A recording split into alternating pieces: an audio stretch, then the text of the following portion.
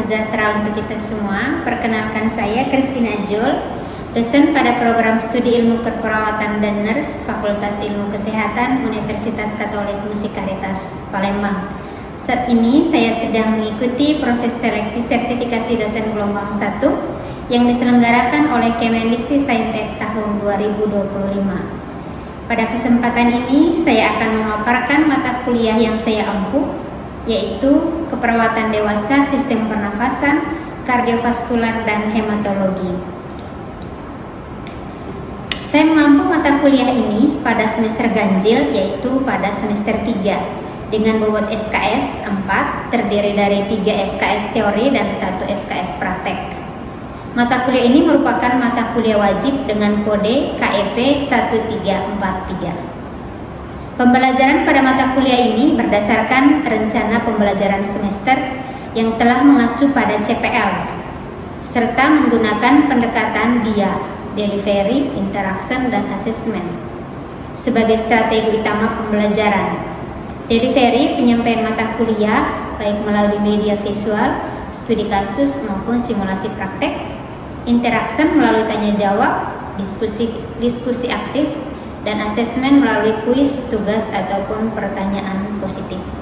Adapun deskripsi mata kuliah keperawatan dewasa, sistem pernafasan, kardiovaskular, dan hematologi adalah fokus pada mata kuliah ini pada pemenuhan kebutuhan klien dewasa dengan gangguan pemenuhan kebutuhan oksigenasi, sirkulasi, dan hematologi. Pemberian asuhan keperawatan pada kasus gangguan pernapasan, kardiovaskular, dan hematologi berdasarkan proses keperawatan dengan mengaplikasikan ilmu biomedik seperti biologi, histologi, biokimia, anatomi fisiologi, patofisiologi, ilmu keperawatan medikal bedah, ilmu penyakit dalam, farmakologi, nutrisi, bedah, dan rehabilitasi. Gangguan sistem tersebut meliputi gangguan peradangan, kelainan degeneratif, keganasan, dan trauma yang termasuk dalam 10 kasus terbesar baik lokal, regional, nasional, dan internasional. Lingkup bahasan mulai dari pengkajian sampai dengan evaluasi asuhan terhadap klien. Intervensi keperawatan meliputi terapi modalitas keperawatan pada berbagai kondisi termasuk terapi komplementer. Perkuliahan keperawatan dewasa, sistem pernapasan, kardiovaskular, dan hematologi diselenggarakan dengan pendekatan blended learning, yaitu perpaduan antara pembelajaran daring dan luring. Pembelajaran daring melalui platform e-learning resmi UKMC, yaitu lumen.ukmc.ac.id. Mahasiswa dapat mengakses materi perkuliahan, mengunduh RPS, serta mengunggah tugas secara online, sementara diskusi interaktif, studi kasus, presentasi dilaksanakan di kelas, dan pembelajaran praktikum dilaksanakan di laboratorium. Metode pembelajaran keperawatan dewasa yang saya terapkan adalah discovery learning, yang menekankan pada keterlibatan aktif siswa dalam menemukan pengetahuan melalui pengalaman, eksplorasi, dan pemecahan masalah. Case study untuk mengembangkan keterampilan berpikir kritis, komunikasi, dan kolaborasi dalam memecahkan masalah keperawatan secara aktif. Project based learning dilakukan dengan cara mahasiswa menyusun asuhan keperawatan langsung pada pasien di komunitas sebagai bentuk aplikasi praktis dari materi yang telah dipelajari. Untuk capaian pembelajaran meliputi CPL 1, yaitu bertakwa kepada Tuhan Yang Maha Esa dan mampu menunjukkan sikap religius. CPL 2, mampu menjalankan pekerjaan profesinya berdasarkan pemikiran logis, kritis, sistematis, dan kreatif. CPL 3, mampu mengaplikasikan ilmu pengetahuan dan teknologi keperawatan dengan memperhatikan nilai humaniora berdasarkan kaidah, tata cara, dan etika ilmiah dalam pemberian asuhan keperawatan. CPL 4, mampu melakukan asuhan keperawatan sebagai upaya peningkatan kualitas asuhan keperawatan dalam tatanan klinik dan komunitas. CPL 5, mampu melaksanakan edukasi dengan keterampilan komunikasi dalam asuhan keperawatan dan informasi ilmiah. CPL 9 mampu mengembangkan keahlian profesional melalui pembelajaran seumur hidup. CPL 10 menginternalisasi nilai champion dan spiritualitas karitas. Capaian pembelajaran pada mata kuliah CPMK 1 menjelaskan konsep dan ruang lingkup keperawatan medikal bedah, peran perawat medikal bedah, dan standar pelayanan keperawatan medikal bedah. CPMK 2 melakukan simulasi asuhan keperawatan dengan kasus gangguan sistem pernapasan, kardiovaskular, hematologi pada klien dewasa dengan memperhatikan aspek legal dan etis. CPMK 3 melakukan simulasi pendidikan kesehatan dengan kasus gangguan sistem pernapasan, kardiovaskular, dan hematologi pada klien dewasa dengan memperhatikan aspek legal dan etis. CPMK 4 mengintegrasikan hasil-hasil penelitian ke dalam asuhan keperawatan pada sekelompok klien dengan gangguan sistem pernapasan, kardiovaskular, hematologi pada klien dewasa dengan memperhatikan aspek legal dan etis. CPMK 5 melakukan simulasi pengelolaan asuhan keperawatan pada sekelompok klien dengan gangguan sistem pernafasan, kardiovaskular, hematologi pada klien dewasa dengan memperhatikan aspek legal dan etis.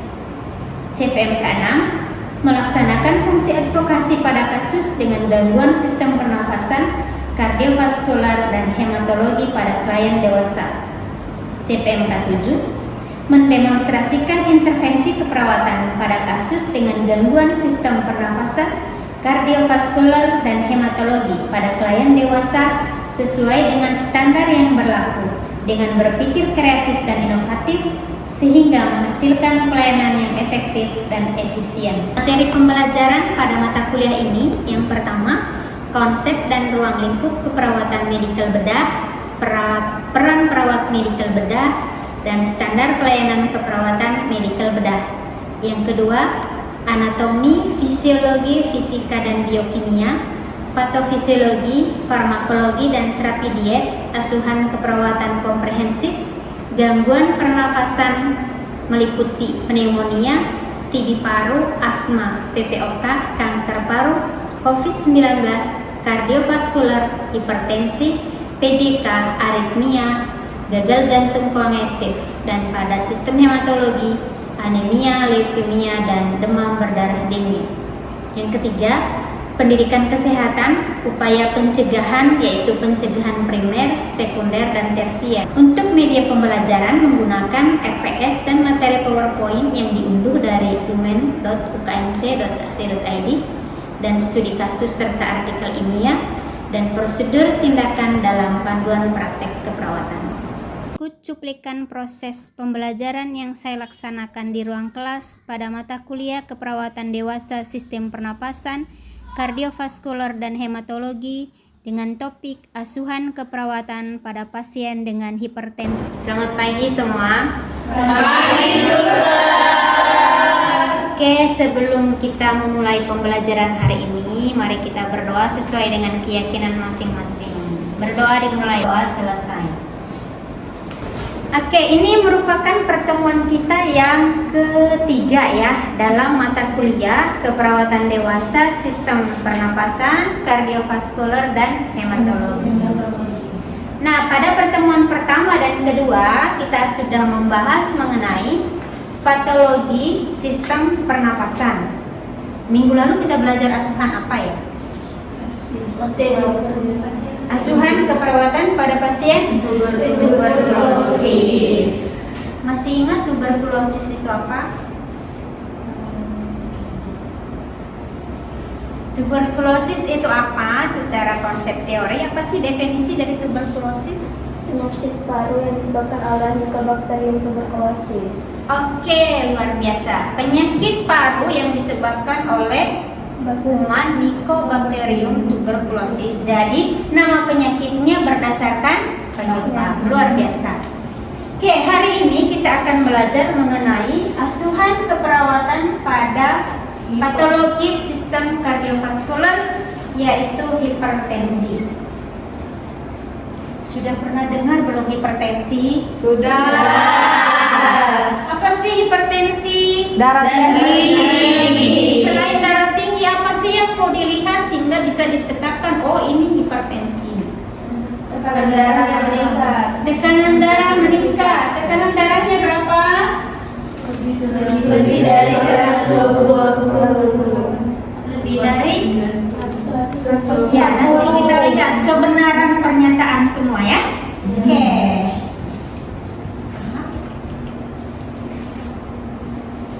Nah, pada pembelajaran hari ini, tujuan pembelajarannya yang pertama, mahasiswa mampu menjelaskan definisi dan klasifikasi hipertensi yang tadi sudah disampaikan. Yang kedua, mahasiswa mampu menjelaskan faktor risiko dan apa saja yang menyebabkan seseorang menjadi hipertensi.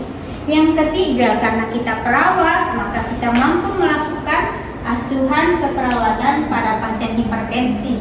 Dan yang keempat, bagaimana kita mengintegrasikan evidence-based practice nursing ke dalam asuhan keperawatan. Jadi ada 4 tujuan pembelajaran yang harus kita capai hari ini. Nah, menurut kalian apakah hipertensi itu kejadiannya sekarang banyak meningkat atau menurun? Meningkat. Memang laporan dari Organisasi Kesehatan Dunia yang biasa disebut WHO, prevalensi hipertensi itu pada 1 miliar orang dewasa dengan usia 30 sampai dengan 79 tahun. Jadi banyak sekali ya. Nah, dari jumlah ini 48% seseorang yang menderita hipertensi itu tidak tahu bahwa dia sedang mengalami hipertensi. Jadi betapa ini sangat membahayakan. Hanya 42% yang didiagnosa hipertensi dan mereka melakukan pengobatan secara rutin.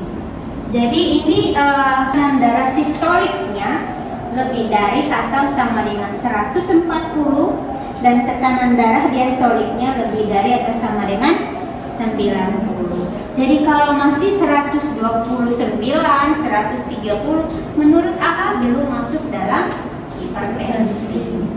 Nah, banyak penyebab dari hipertensi. Ada 2 klasifikasi ya, penyebab primer dan sekunder. Penyebab primer disampaikan bahwa itu genetik. Nah, bagaimana sih genetik itu bisa menyebabkan hipertensi? Oke, silakan Palma. Jadi genetik itu bisa menyebabkan hipertensi karena adanya perubahan pada gen yang mengatur keseimbangan cairan, keseimbangan garam, dan tekanan pada pembuluh darah, sehingga itu bisa menyebabkan meningkatnya tekanan darah, suster. Oke, luar biasa sekali jawabannya, sangat kompleks ya. Kita kasih tepuk tangan.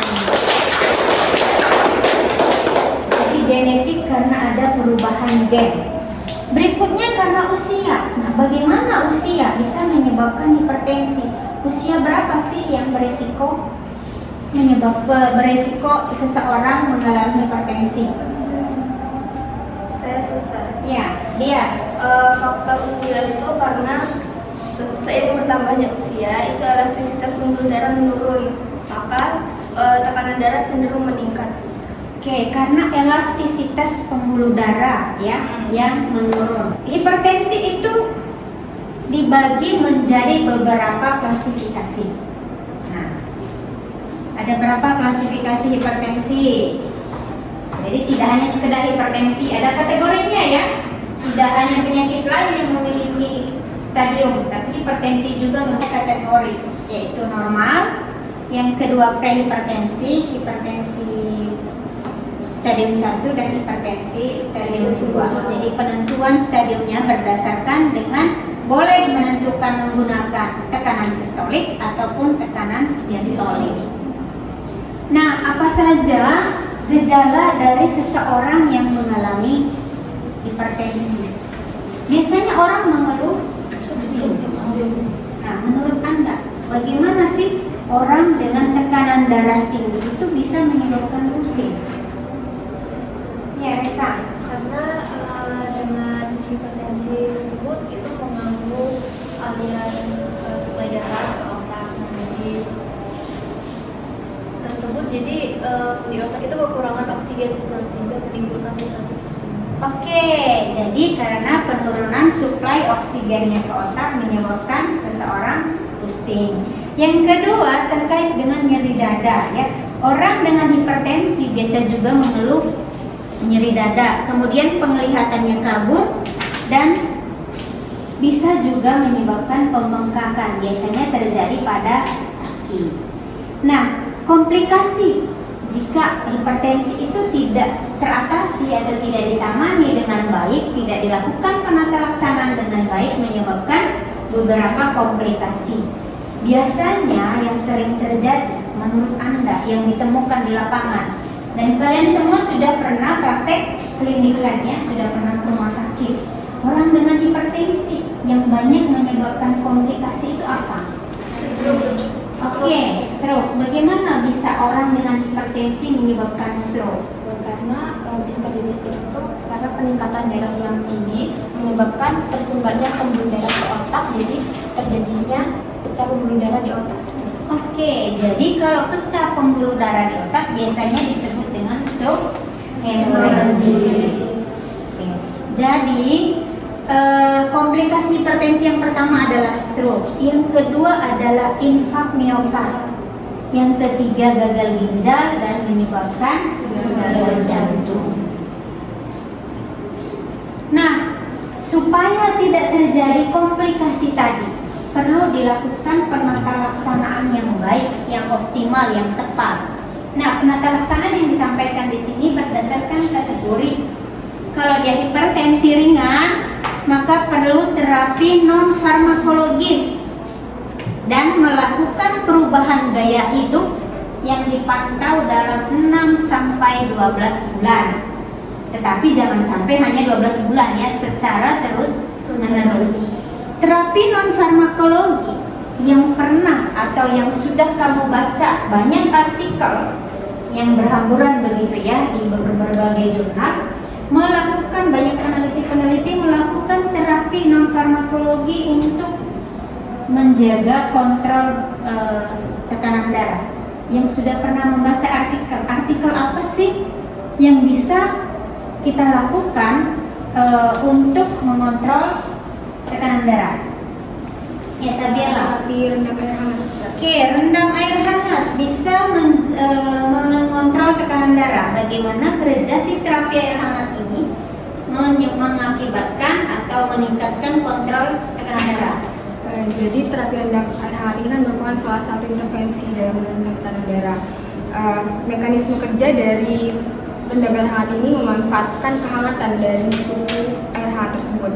Ketika dilakukan perendaman ini kan ada yang namanya suhu yang hangat. Nah, suhu hangat ini dapat merelaksasi otot dan terjadi pelebaran pembuluh darah. Ketika terjadi pelebaran pembuluh darah ini dapat mengurangi hambatan aliran darah, kemudian menyebabkan sirkulasi di dalam darah ini lancar, lalu responden tersebut dapat mengalami perubahan tekanan darah. Oke, luar biasa. Oke, untuk hipertensi berat itu terapi farmakologis dan modifikasi gaya hidup. Nah, modifikasi gaya hidup yang diminta pada penderita hipertensi yang pertama, penurunan berat badan jika mengalami ILD dengan kategori overweight ataupun obes. Kemudian modifikasi diet, konsumsi buah dan sayur yang cukup. Asupan garam dianjurkan 5-6 gram per hari, jangan lebih dari itu. Aktivitas fisik yang cukup, olahraga, berhenti merokok, dan manajemen stres. Apa aja sih sebagai seorang perawat ketika pasien masuk mengeluh gitu ya, pusing? kita curigai dia mengalami hipertensi. Yang perlu kita kaji adalah terkait dengan keluhan utama. Keluhan utama biasanya pasien mengeluh nyeri kepala, karena tadi salah satu manifestasi klinis atau tanda dan gejalanya adalah sakit kepala atau pusing, maka ditemukan keluhan utamanya nyeri kepala. Kemudian riwayat penyakit dahulu kita kaji, apakah sebelumnya pernah mengalami hipertensi atau adakah keluarga dengan riwayat hipertensi. Setelah kita melakukan pengkajian pada pasien, kita lakukan penegakan diagnosis keperawatan berdasarkan data yang kita ketemu, baik data subjektif maupun data objektif pada analisa data. Setelah kita melakukan memahami betul konsep asuhan keperawatan pada pasien hipertensi dari pengkajian, penegakan diagnosis, penyusunan intervensi yang ditetapkan terlebih dahulu adalah luaran, sehingga nanti semua intervensi itu kita implementasikan. Nah, supaya lebih paham, kita akan melakukan diskusi dalam grup kecil. Diskusinya untuk studi kasus yang sudah disediakan ya. Jadi buat dalam grup kecil cukup 3 orang dalam satu kelompok untuk melakukan menyusun asuhan keperawatan mulai dari nanti pengkajian sampai dengan intervensi pada studi kasus ini. Ya, silakan masuk dalam grup kecil. Satu grup itu terdiri dari 3 orang.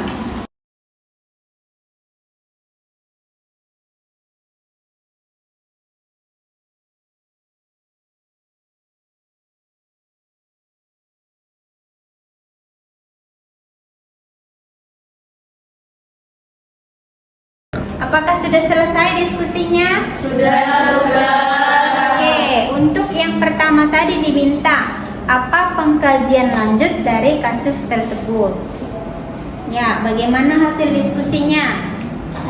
Ya, kelompok Pama. Dari hasil diskusi kami tadi didapatkan pada kasus pasien itu hanya dia mengeluh nyeri seperti pusing yang dirasakan sejak 3 hari terakhir. Jadi pengkajian lebih lanjutnya bisa dilakukan pengkajian skala nyeri, nyerinya saat kapan, nyerinya seperti apa, lalu pusingnya saat kapan, lalu apakah pasien merasakan sulit tidur dan juga gelisah, Suster. Oke, masih ada yang lain yang belum tersampaikan? Suster. Ya, silakan kelompok Nisa. Jadi setelah kami diskusi tadi berkelompok, kami memutuskan untuk kajian lebih lanjut itu bisa yang pertama di situ kasusnya itu belum terdapat data tekanan darah pasien itu berapa. Lalu bisa ditanyakan ke pasien untuk pengkajian lebih lanjut itu apakah pasien ini memiliki riwayat keturunan tekanan darah tinggi atau hipertensi. Oke, nah berdasarkan pengkajian yang sudah ditemukan, apa diagnosis yang bisa ditegakkan untuk pasien tersebut? Ya, diagnosis, Siska. Dan Suster, berdasarkan dari diskusi kelompok kami, diagnosis yang muncul pada kasus yaitu nyeri akut berhubungan dengan agen pencedera fisiologis yaitu iskemia, ditandai dengan data subjektifnya. Pasien mengeluh pusing yang dirasakan sejak 3 hari terakhir.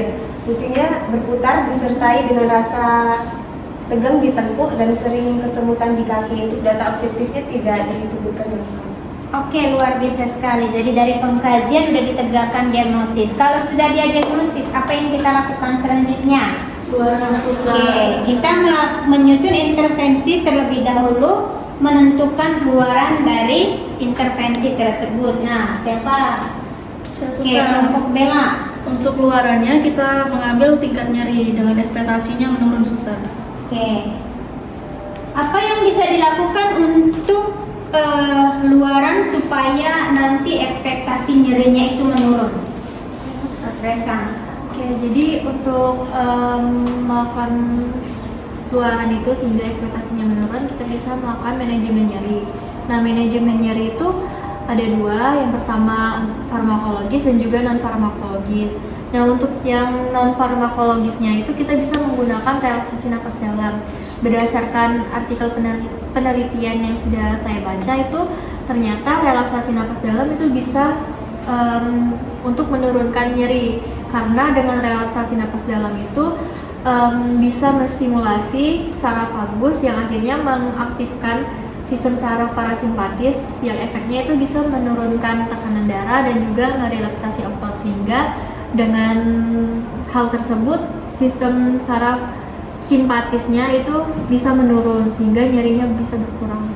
Oke, luar biasa. Jadi sudah mengintegrasikan penelitian ke dalam asuhan keperawatan. Oke, setelah kita melakukan diskusi dalam grup kecil bagaimana implementasi asuhan keperawatan pada studi kasus tadi. Nah, kita udah belajar dari konsep medik hipertensi maupun konsep keperawatan. Apakah ada yang bisa menyimpulkan pembelajaran kita hari ini? Apakah 4 tujuan tadi, tujuan pembelajaran kita sudah tercapai atau tidak dengan menyampaikan kesimpulan? Saya suster. Oke, silakan Aleda. Dari tadi yang tanda dan gejala atau manifestasi klinis dari hipertensi ini itu seperti sakit kepala, pusing dan nyeri dada ini bisa dimasukkan ke dalam masalah keperawatan yang didapat itu penurunan curah jantung, dengan luarannya itu tuh curah jantung, dan mendapatkan intervensinya itu perawatan jantung. Oke, luar biasa ya. Jadi tujuan pembelajaran kita yang tadi disampaikan di depan ada 4, semua sudah tercapai dengan menyampaikan kesimpulan mulai dari definisi sampai dengan integrasi asuhan keperawatan melalui evidence based practice. Oke, dengan demikian untuk pertemuan hari ini cukup sekian. Silakan nanti pelajari materinya, dan materi bisa di-download di dalam lumen ukmc.ac.id. Ada pertanyaan? Kalau tidak ada pertanyaan untuk hari ini cukup sekian. Selamat siang dan tetap semangat untuk belajar. Terima kasih. Sekian video rekaman pembelajaran dalam mata kuliah keperawatan dewasa, sistem pernapasan, kardiovaskular dan hematologi pada program studi ilmu keperawatan Fakultas Ilmu Kesehatan Universitas Katolik Musikaritas Palembang. Video ini digunakan sebagai salah satu syarat penyusunan dokumen pernyataan diri dosen unjuk kerja Tridharma Perguruan Tinggi atau PDD UKT-PT. Semoga dapat menjadi pertimbangan baik dalam proses pengajuan sertifikasi dosen gelombang 1 tahun 2025. Terima kasih, salam sehat dan salam sejahtera untuk kita semua.